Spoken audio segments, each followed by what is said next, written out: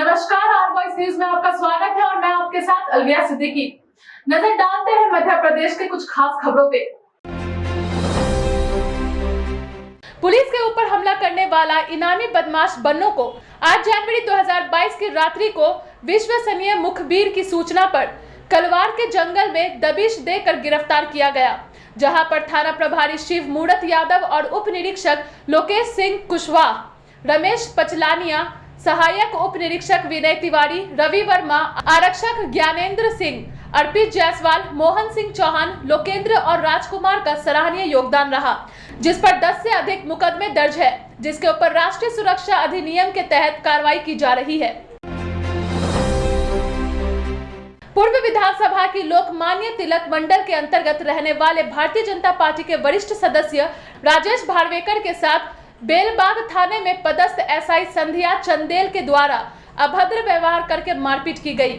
बताया जा रहा है कि राजेश भार्वेकर भारतीय जनता पार्टी के वरिष्ठ सदस्य होने के अलावा सामाजिक कार्यकर्ता भी हैं, जो कि बेलबाग थाने की अनैतिकता उजागर करते रहे हैं। उनकी जागरूकता के कारण संध्या चंदेल एसआई उनसे वैचारिक मतभेद रखती है। इसके पूर्व भी एसआई की शिकायत वरिष्ठ अधिकारियों से की गई, लेकिन कार्यवाही न होने के कारण उनकी कार्यशैली में बदलाव नहीं आया। तिलक मंडल के वरिष्ठ सदस्य के साथ दुर्व्यवहार के कारण भारतीय जनता पार्टी के कार्यकर्ता उत्तेजित है एवं उचित कार्रवाई न होने पर कार्यकर्ता चरणबद्ध तरीके से उग्र आंदोलन का प्रदर्शन करने पर विवश होंगे। रांची निवासी अभिषेक झाड़िया और राजकुमार झाड़िया का आरोप है कि चन्नी सिंह नामक व्यक्ति और उसके 2 बेटे विक्रम और शुभम ठाकुर ने उनके साथ मारपीट की है। उसे लाठी डंडे से उन्होंने पीटा है और जान से मारने की कोशिश की है। अभिषेक झाड़िया उनके यहाँ काम किया करता था। अभिषेक का कहना है कि उनके द्वारा उसे सैलरी समय पर नहीं दी जाती थी और पैसे काट लिए जाते थे, जिसकी वजह से उसने उनके यहाँ काम करना बंद कर दिया था और दूसरी जगह काम कर रहा था। अभिषेक का कहना है कि वह चन्नी सिंह के घर के सामने से गुजर रहा था, तभी उन लोगों ने उसे रोक लिया और मारपीट करने लगे।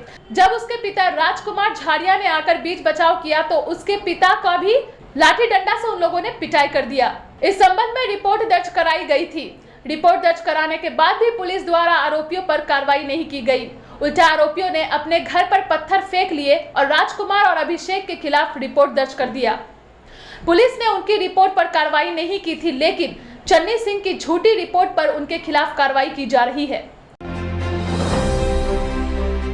कोरोना संक्रमण को देखते हुए 12 जनवरी से आगर कॉलेज में प्रारंभ हो रही ऑफलाइन परीक्षाओं को ओपन प्रणाली से कराने की मांग को लेकर कुलपति के नाम प्रभारी प्राचार्य को राष्ट्रीय सचिव अंकुश भटनागर के नेतृत्व में एनएसयूआई ने ज्ञापन दिया है।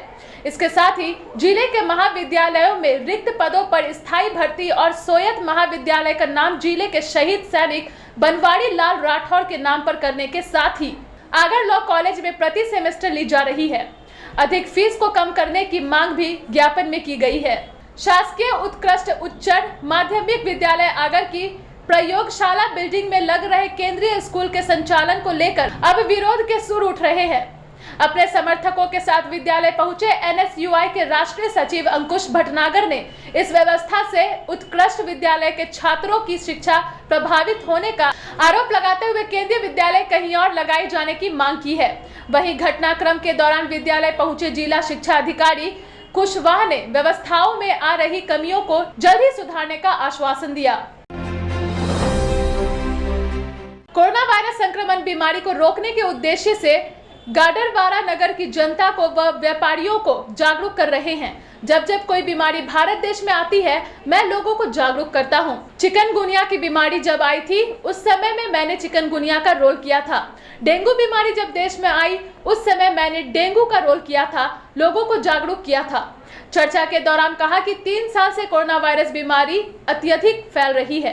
प्रधानमंत्री के संदेश व मुख्यमंत्री शिवराज सिंह जी के संदेश को फिर से दोबारा सभी जगह पर लोगों तक पहुंचा रहा हूं। 2 गज की दूरी बनाए, मास्क का उपयोग करें, बीमारी से सावधान रहे, वह अपने परिवार को भी सुरक्षित रखे। आप सुरक्षित तो आपका परिवार भी सुरक्षित रहेगा, वह देश सुरक्षित रहेगा। यही संदेश लोगों तक पहुंचा रहा हूं। पूर्व मुख्यमंत्री कमलनाथ के ओएसडी आर के मिगलानी भी कोरोना संक्रमित हो गए हैं। उन्हें चिरायु अस्पताल में भर्ती किया गया है। मिगलानी को दूसरी लहर में भी कोरोना हुआ था। उन्हें अन्य बीमारियों के कारण डॉक्टर की सलाह पर अस्पताल में भर्ती कराया गया है। ये थी हमारे संवाददाता एहतशाम खान की रिपोर्ट मध्य प्रदेश से। इसी के साथ मैं आपसे विदा लेती हूँ। देखते रहिए आर वॉइस न्यूज। धन्यवाद।